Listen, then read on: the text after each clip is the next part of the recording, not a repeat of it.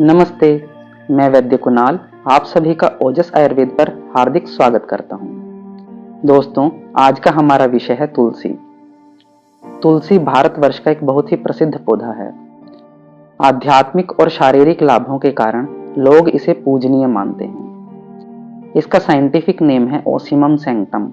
तुलसी के गुणों का विवेचन करते हुए आचार्यों ने कहा है, तुलसी लघु उष्णा च रूक्षा कफ विनाशिनी, अर्थात जो तुलसी है यह उष्ण है यानी गर्म तासीर की है, यह रूक्ष है यानी शरीर में रूखापन लेकर आती है, यह लघु है अर्थात शरीर में हल्कापन लेकर आती है, यह कफ नाशिनी है अर्थात यदि किन्हीं कारणों के सेवन से शरीर में कफ बढ़ गया है तो इसके सेवन से वह कफ शांत हो जाता है।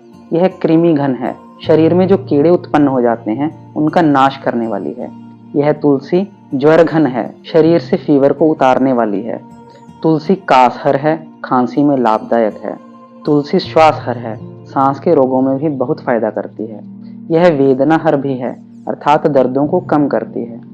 तुलसी की आधुनिक चिकित्सा विज्ञान के हिसाब से जो प्रॉपर्टीज हैं वो इस प्रकार से हैं। यह एंटीऑक्सीडेंट है अर्थात आपको देरी तक बूढ़ा नहीं होने देगी, आपकी युवावस्था को बनाए रखेगी।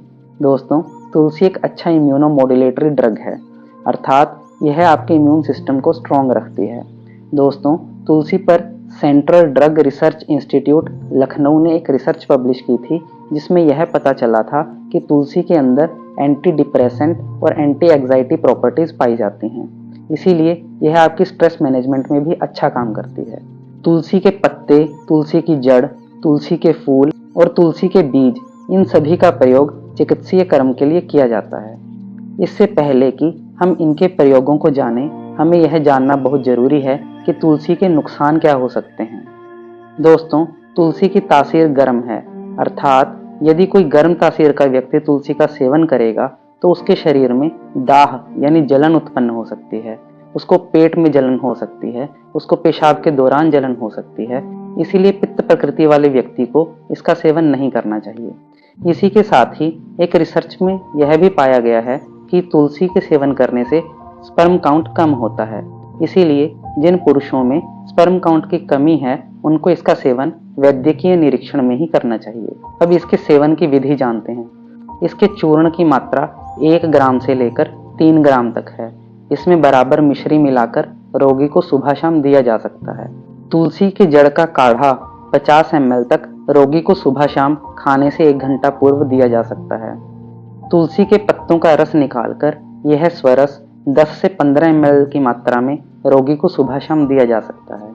आयुर्वेद की औषधियों में तुलसी सामान्यतः पाई जाती है, जैसे त्रिभुवन कीर्ति रस, महाज्वरांकुश रस, बिल्वादी गुटिका इत्यादि में तुलसी पाई जाती है।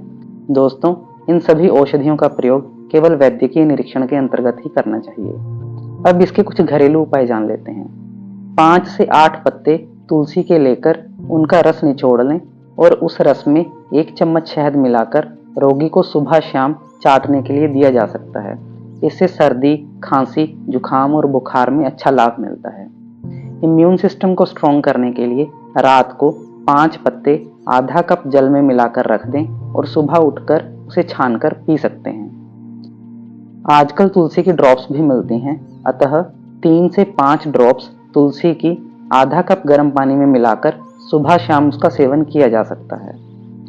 किसी भी उपाय का प्रयोग बिना वैद्य की सलाह के न करें, क्योंकि रोगी के बल, आयु और प्रकृति के अनुसार ही इनका प्रयोग करना चाहिए। तो इसी के साथ आज के इस टॉपिक को समाप्त करते हैं। आशा करता हूँ आपको यह टॉपिक अच्छा लगा होगा।